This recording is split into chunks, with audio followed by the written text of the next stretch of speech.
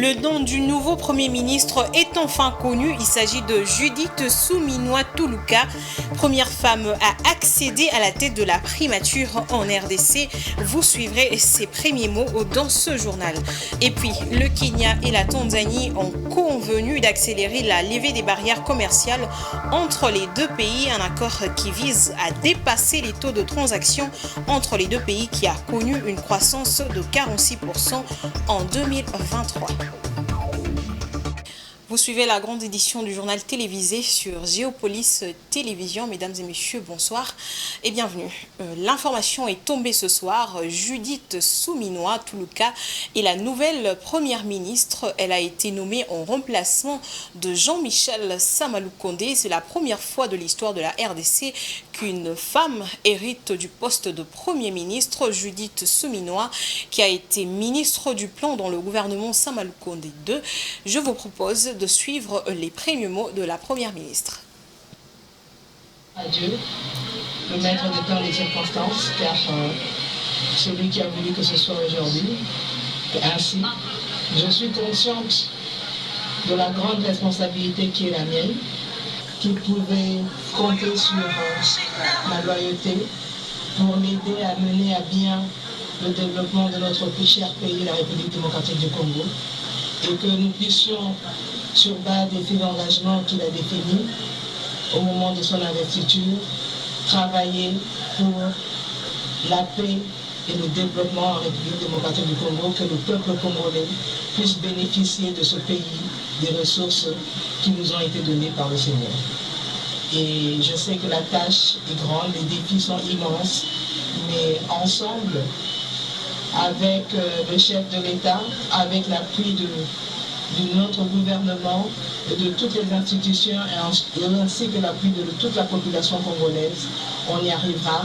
Mes pensées vont à l'Est et dans tous les coins du pays qui aujourd'hui sont confrontés à des conflits face à des ennemis qui sont parfois cachés, qui ne se révèlent pas, mais que l'on trouvera, qu'on va pourchasser d'une manière ou d'une autre. Je pense à toute cette population et je suis de tout cœur avec elle. Nous avons Maryse Boleli sur ce plateau qui va nous faire la biographie de la nouvelle première ministre Judith Suminwa. Bonsoir Maryse Boleli. Bonsoir Mojenga. Voilà pour la biographie de Madame Judith Tuluka Suminwa. C'est une femme politique congolaise donc de la République démocratique du Congo, ancien ministre du Plan au sein du gouvernement Samalukonde II et elle succède à ce dernier le 1er avril 2024 et devient la première femme de l'histoire congolaise à devenir Premier ministre. Et elle obtient une maîtrise en économie appliquée à l'Université libre de Bruxelles et un diplôme d'études complémentaires en travail dans le pays en voie de développement. Et ensuite, elle travaille dans les secteurs bancaires avant de rejoindre les agences des Nations Unies, dont le PNUD, où elle a été experte nationale dans un projet d'appui communautaire dans l'est du pays. Elle exerce ensuite au cabinet du ministre de Budget avant de devenir la coordinatrice adjointe du Conseil présidentiel de veille stratégique. Et elle est nommée ministre du Plan au sein du gouvernement Samalukonde II le 24 mars 2023. Merci Maryse Boleli pour cette biographie. Alors dites-nous quels sont les différents défis à relever pour la nouvelle première ministre.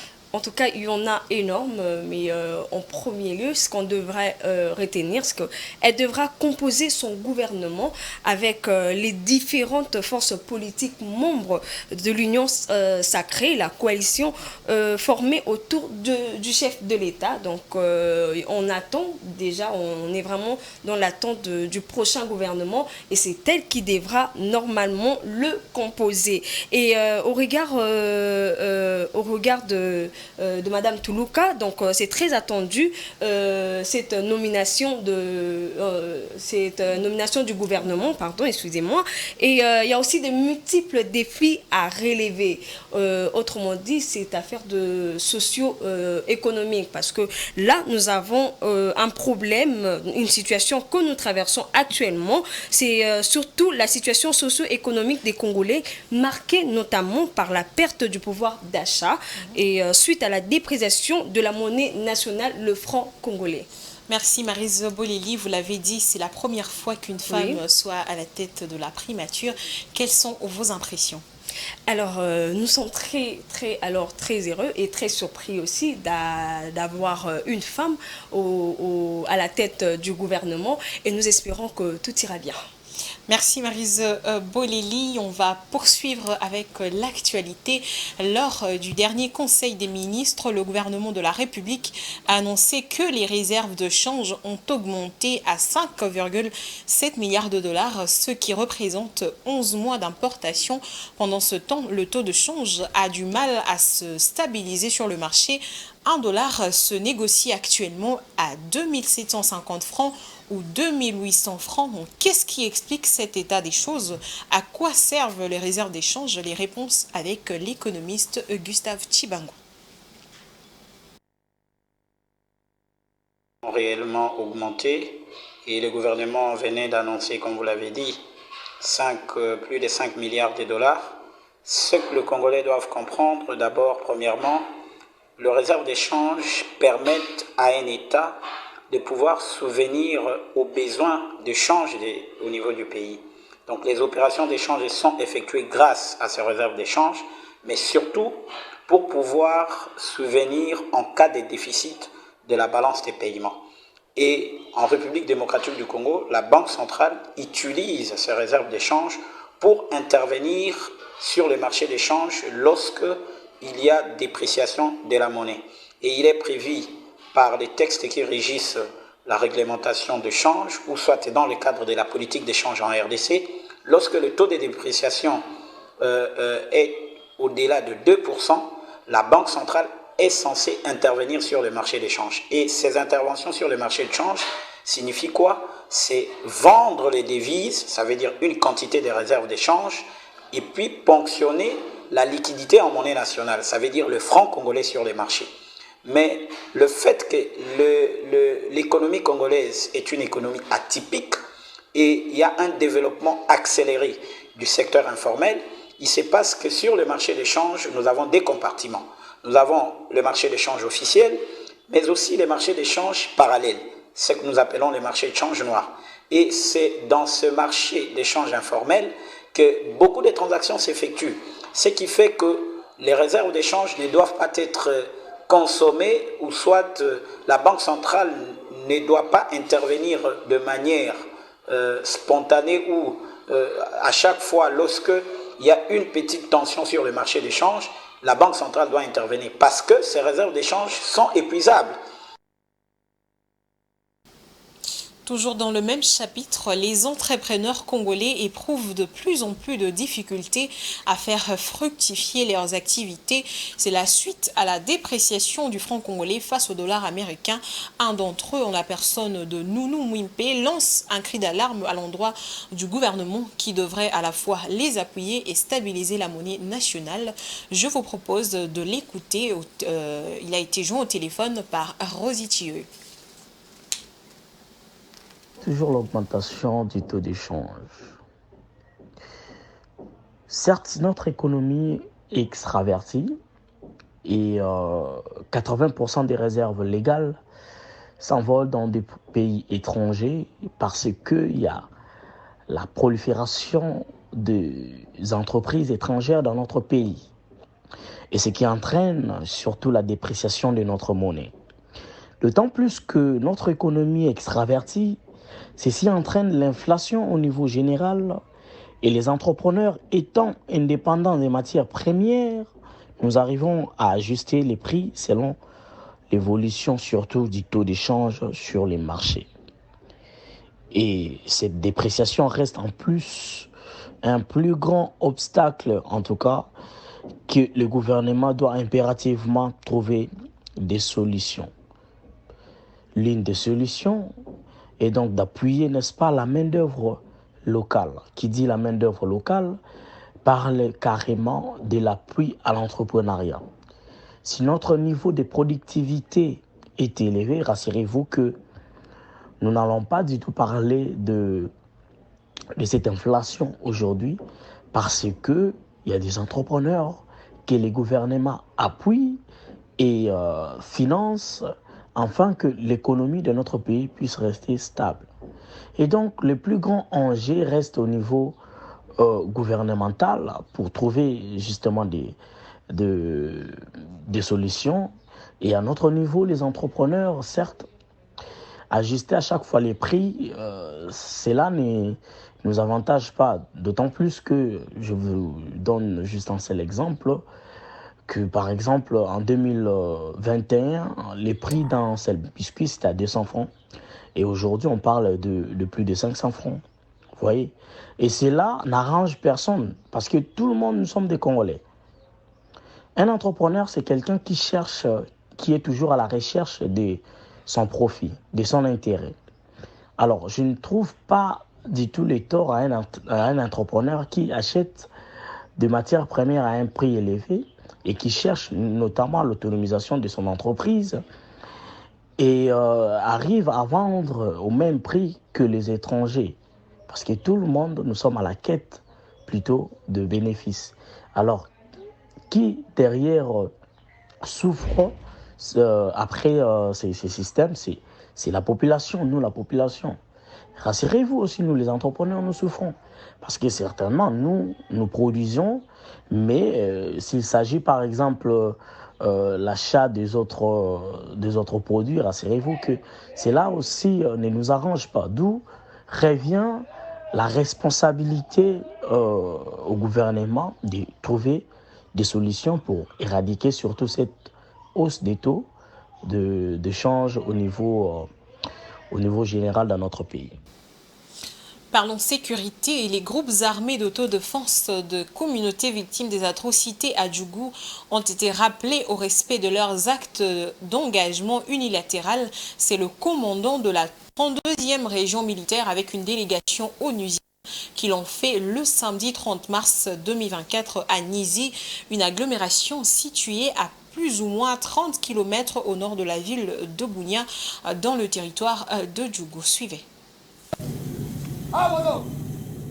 Dans le cadre de consolider les acquis de paix en province de l'Ituri en général et en particulier dans les territoires d'Indjougou, ainsi qu'évaluer les processus de paix à travers le PDDRCS, fruit de l'approche militaire et non militaire, stratégie mise en place par les commandants des opérations et gouverneurs militaires de l'Ituri, le lieutenant-général Lubuyanka Chamadjouni, pour restaurer l'autorité de l'État. C'est dans cet objectif que le commandant de la 32e région militaire et toute sa suite se sont déportés à Nizi ce samedi 30 mars 2024 à la rencontre des miliciens autodéfense. Le général-major Ntambuka Irban a rappelé à ces miliciens qu'ils doivent respecter et faire respecter leurs actes d'engagement en vue de favoriser la paix, la sécurité et la cohabitation pacifique en territoire d'Indjougou. Pour la énième fois, les leaders de ces groupes d'autodéfense des communautés victimes ont réitéré leur volonté de faire asseoir la paix en respectant l'acte d'engagement de cessation des hostilités. Il y a eu des avancées quand même positives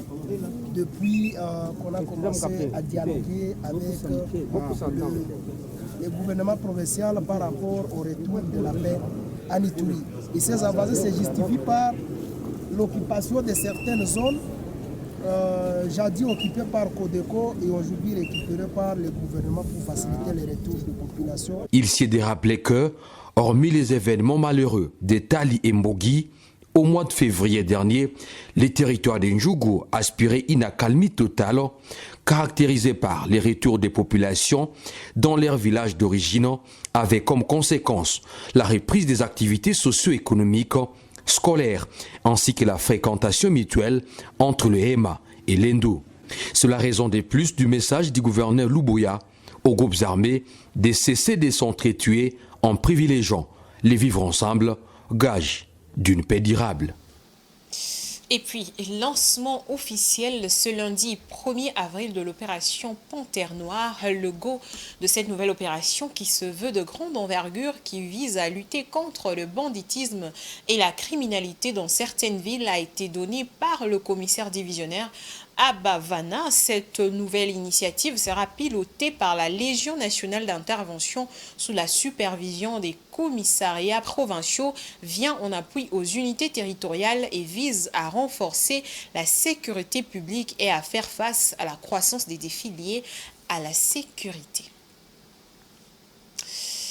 Et puis, pour sauver leur culture, les maraîchères du site Bandalungwa à Kinshasa ont dû creuser des puits d'eau pour arroser leurs semences en pleine saison de pluie. Cela est dû aux fortes chaleurs et à la rareté de pluie qui ont accéléré le processus de sécheresse de leur sol. Suivez.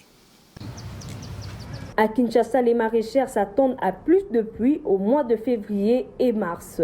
Malheureusement pour eux, cette année, le ciel ne s'est pas montré clément. Moins de pluie, plus de chaleur, conséquence, détérioration signifiante de semences, soutient M. Benoît Dimedi, un cultivateur trouvé sur les sites de Bandalungwa. Je suis cultivateur. Bon, avec la chaleur actuelle, il y a vraiment la détériorisation de la semence. Ça détruit la culture. Vraiment, nous souffrons avec ça. Bien qu'ayant creusé de puits d'eau pour combler la carence en eau de pluie, la récolte sera tout de même elle aussi affectée, ajoute-t-il. Bon, quand il n'y a plus d'abondance de pluie, on a creusé des puits pour soutirer de l'eau dans ce puits-là. Donc, c'est-à-dire quand il n'y a pas l'abondance de pluie, nous nous ressourçons au puits d'eau. Avec cette chaleur, c'est difficile de produire comme d'habitude. Il y a vraiment une régression dans la production. Les activités que nous faisons sont vraiment très rentables. Le coût est normal. Les chiffres sont quand même inconsistants. Il y a quand même un bénéfice. Qu'à cela ne tienne, il invite d'une part le Congolais à encourager la production locale en consommant bio et d'autre part, il demande aux autorités à les accompagner avec des subventions pour promouvoir la culture congolaise. Nous faisons un appel aux gens qui ont des moyens de venir nous accompagner pour que notre population continue à manger bio. Sauf que nous n'avons pas un accompagnement de l'autorité dans ce que nous faisons. Nous faisons un travail bénéfique et un travail vraiment très important. Nous nourrissons la population. Malheureusement, nous n'avons pas un accompagnement de l'autorité. Je dirais que nous avons besoin de l'État dans ce que nous faisons. Il faudrait quand même qu'il y ait un accompagnement de l'État. Il est à noter que les fortes chaleurs observées ces derniers temps à Kinshasa et la rareté de pluie sont entre autres dues au changement climatique, de l'avis d'un grand nombre de scientifiques. L'actualité, c'est aussi au-delà de nos frontières. Place à la page internationale.